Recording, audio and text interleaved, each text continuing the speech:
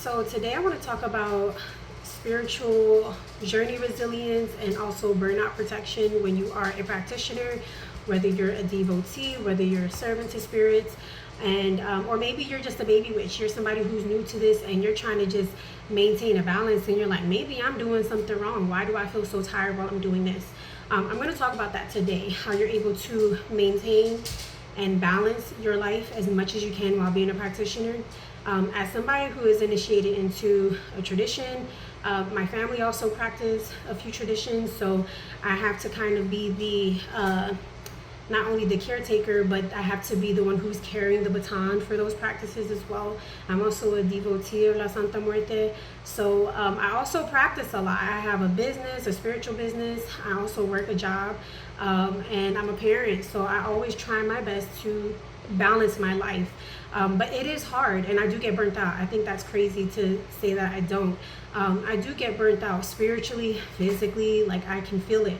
But here are some, tips and tricks that I'm going to share with you today so that you're not feeling so burnt out, so that you're not feeling like you're carrying the weight of the world, or maybe that you're doing something wrong, or maybe that this is not for you, because it is very common that you're going to go through these things, especially when you are under spiritual attack. But before I go into that, I do want to mention that I have a Patreon.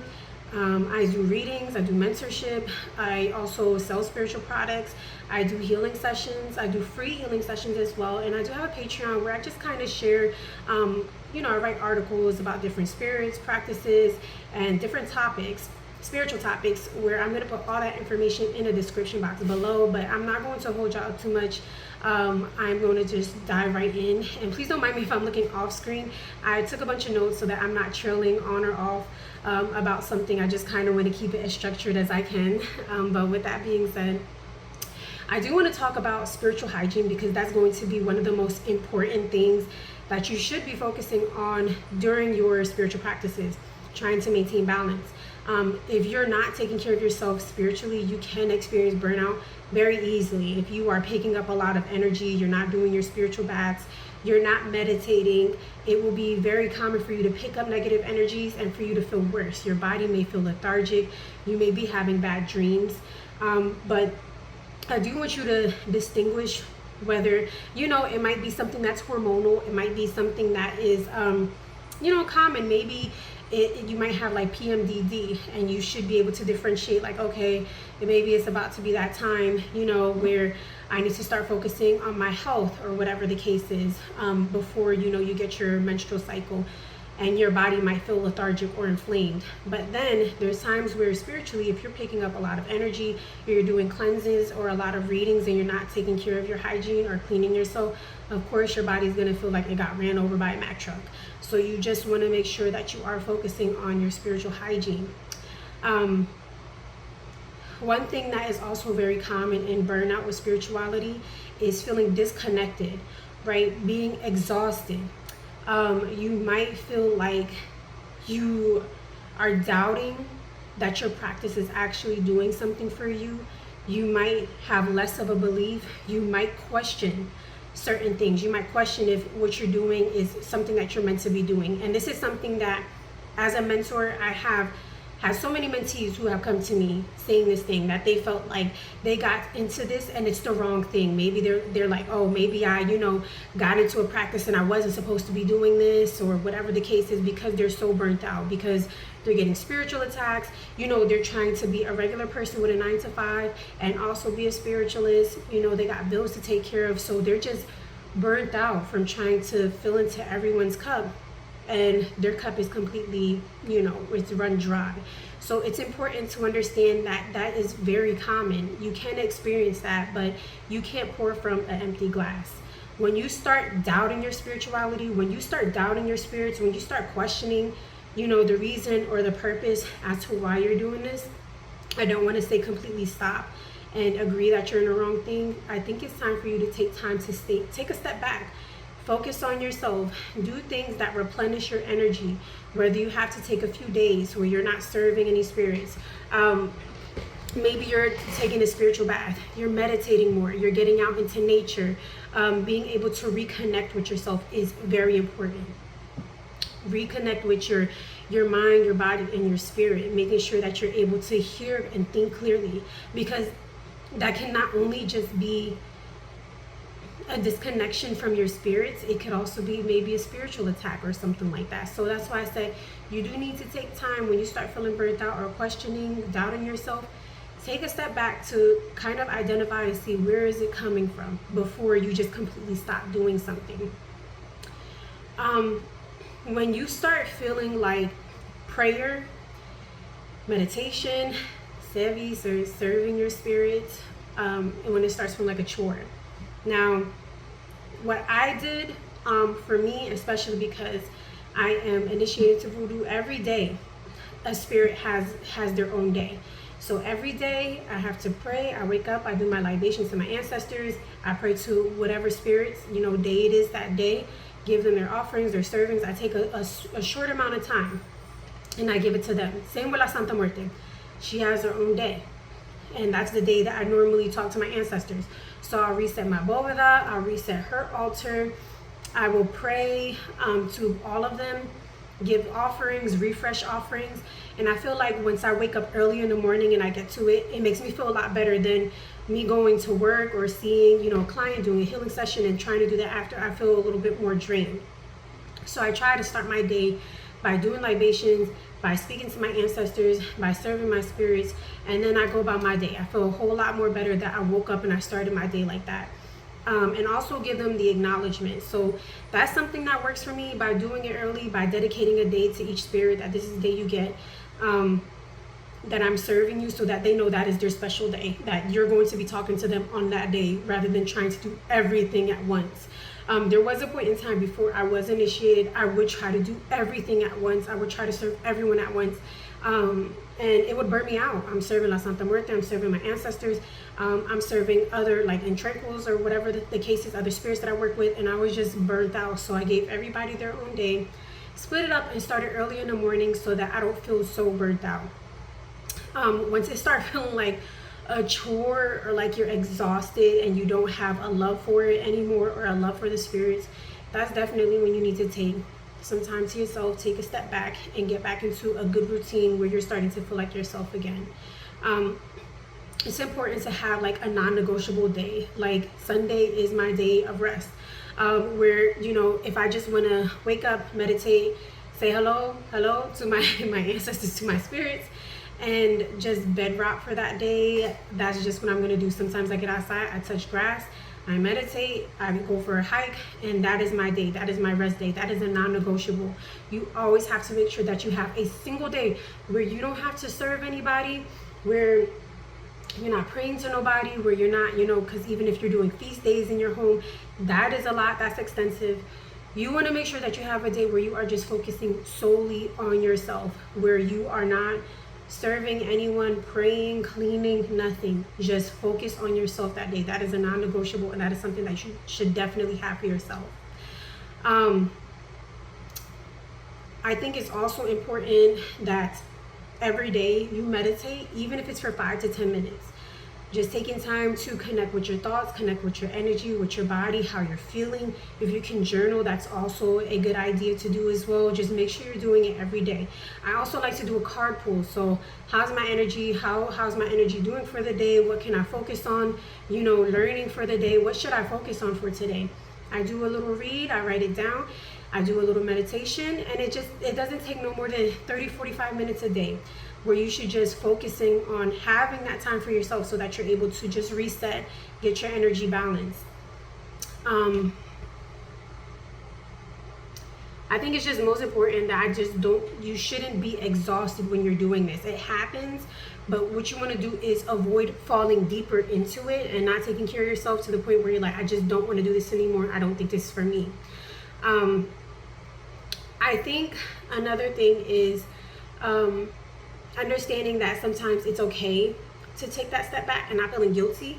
A lot of the times your spirits will understand. If you're telling them like, hey, I'm burnt out, I got a lot going on, I feel like all this stuff is happening to me, I'm overwhelmed, I'm going through this transition. Sometimes they want to hear you talk to them so they can help you.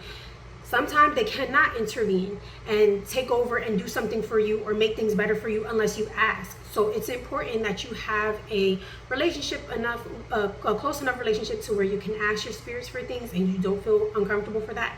I know so many people who feel uncomfortable with asking their spirits for things because they just don't like the idea of asking someone for help or burdening them. That's the most important thing I hear is like, oh, they don't want to burden them. But it's important that you have that relationship where you're feeling burnt out. You can at least, speak to them. I'm feeling a little bit tired today. I'm feeling a little bit off. I just, when I get my energy back, I'm going to get some rest today. When I get my energy back, then I'll come and I'll serve you. I'll talk to you. I'll pray to you tomorrow. Or where you're able to ask them for help. Hey, I feel like something's off. I feel blocked. Something don't feel right. Sometimes they might show you an image in your head or show you something in your sleep, like to do, whether it's a bath or a candle, so you can, get your energy back. They'll help you with that. But you have to have a relationship with them where you're able to get those kind of things where they're able to help you.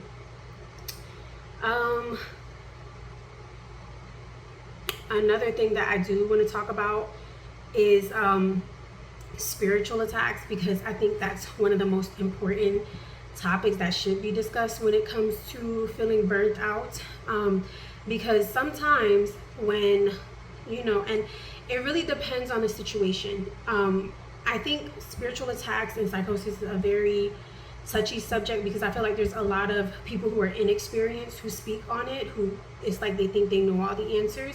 But I'm only going to speak on it from my perspective, because I have cleaned a lot of people who were under spiritual attack, who were, had attachments on them. So it's not something that I'm unfamiliar with. But what I will say about spiritual attack is, if it is on you enough, if you have, a darkness, an energy that's attached to you that doesn't belong there, it can turn you into an atheist. It can turn you into somebody who has no belief, that has no faith, so disconnected from yourself and your spirituality and your ancestors that you not only want to serve them anymore. I remember I knew somebody who I was giving a reading to, and they were under such severe attack by the time they came to me to get the reading. I remember seeing in my head when I was doing the reading an image of a bovida, and I'm like, but it looked dirty. Like when I'm in my head, it's dirty. So I say to them, I was like, when's the last time you served your ancestors? And it was like, I don't know. It's kind of been a while, maybe a month. I'm like, a month? And they were like, yeah. And I was like, you should go check the altar because it's dirty. Like there's something wrong with it. It's dirty. And they're like, oh, okay. So we finished the reading, and later on they messaged me and they're like, oh my God, like one of the cups on there broke. It was like mold in there. Like it was just a bunch of stuff. But because they were so spiritually sick, mind you, I ended up giving this person a cleanse, but they were so detached when I was talking to them, and brain fog, like they couldn't remember anything, that they were they didn't even know that their altar was dirty, that they weren't taking care of their altar. And I know, as somebody who's probably like me, I'm on it every single day, because this is pretty much like, I don't want to say it's a job to me, but it's a routine. It's what I do every single day. That some people who are in this and you're under spiritual attack and you don't know you're being attacked, it's not clicking in your head like, oh, maybe I should go check my ancestor bovida. They were just so disconnected that they started feeling like, maybe I did do the wrong thing. Maybe I shouldn't have talked to these spirits. Maybe, I should have never gotten into this because they were under attack. Come to find out, it was like their ex who put something on them, or whatever the case is. They end up getting cleansed, they end up initiating into a tradition, which was great. They got back on track.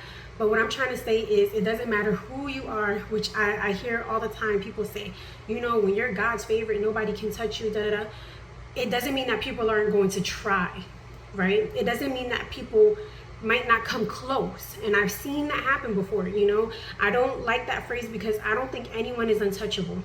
I don't, okay? I have been there, have gone through it, which is why I'm a big advocate for other people's, and always talking about spiritual hygiene and cleansing and healing and all this stuff, because I have seen some of the worst of the worst.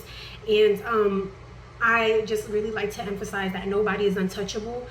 Some people are just lost and they need guidance and they need help and they don't have anybody, and somebody could be doing something hurtful or harmful to them, which was in the case of this person. So I wouldn't go to say that because somebody might be listening to this and they might be thinking like, why aren't they checking on their altar? That's something you should always do. Some people are so out of it when they're spiritually sick that that's not even something that crossed their mind, because they're so sick. And I just, it's sad. It's really sad when people do go through that. But spiritual attacks are common when you are a spiritualist, when you are a seer, when you're clairvoyant, when you have psychic gifts that you're really tapped into. I feel like everyone's gifted, but not everybody's tapped into it. But when you're somebody who's really tapped into it, you're in a tradition, you're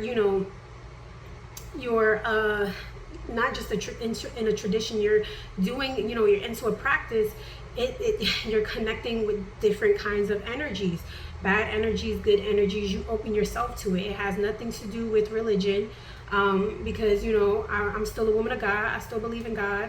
I pray, I meditate, I connect with my ancestors, my spirits. It's really up to you what feels best for you. But I do think there's some kind of misconception that that only bad people, right, bad people, or people with bad energy go through spiritual attacks, and that's not true. I feel like that's why they have that saying that sometimes you're being molded and created into being God's toughest soldier, because they're going to test you, they're going to put you through certain things, but it is up to you to be able to overcome that, to be able to balance yourself, keep yourself clean, keep yourself in check, right?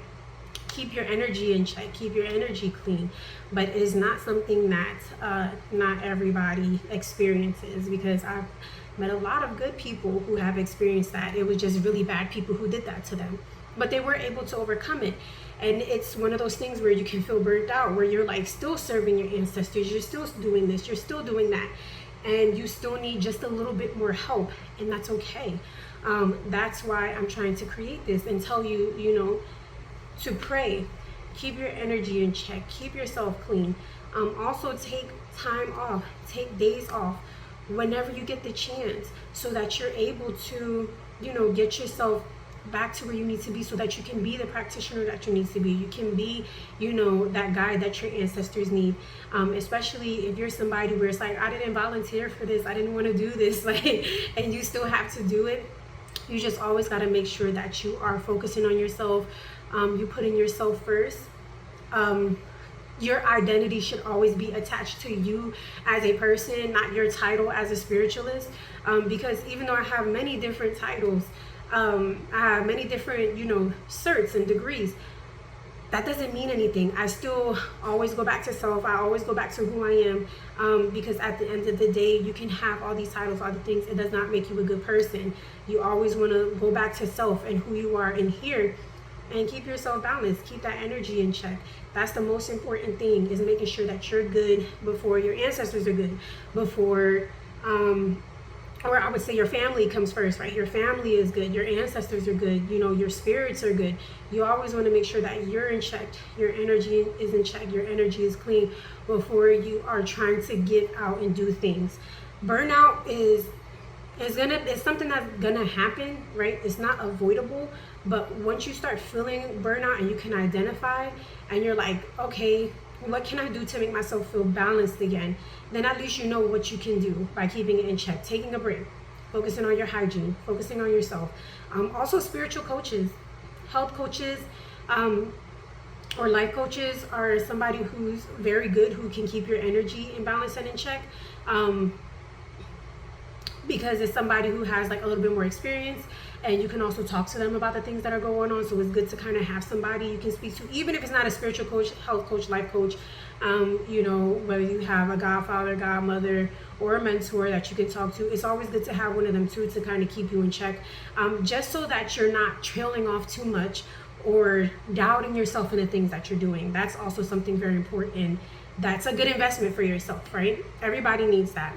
Everybody needs somebody to talk to, somebody to lean on, even if it's like your god sisters or whoever else is initiated into the house that you're in, or into the tradition or practice that you're in. It's good to have somebody that you could talk to kind of just keep you in check, and just make sure, like, sometimes I'm like, am I tripping? But I don't be tripping. It just be something going on in the ether. But with that being said, I hope this was helpful. I do want to cover other spiritual topics, so I'm going to try to get on here and show my face a little bit more. But Like I said, if you have any questions, you want to reach out to me, you can leave a comment. I'm going to leave my information in the description box below. But other than that, I appreciate you so much, and I will talk to you soon. Mwah.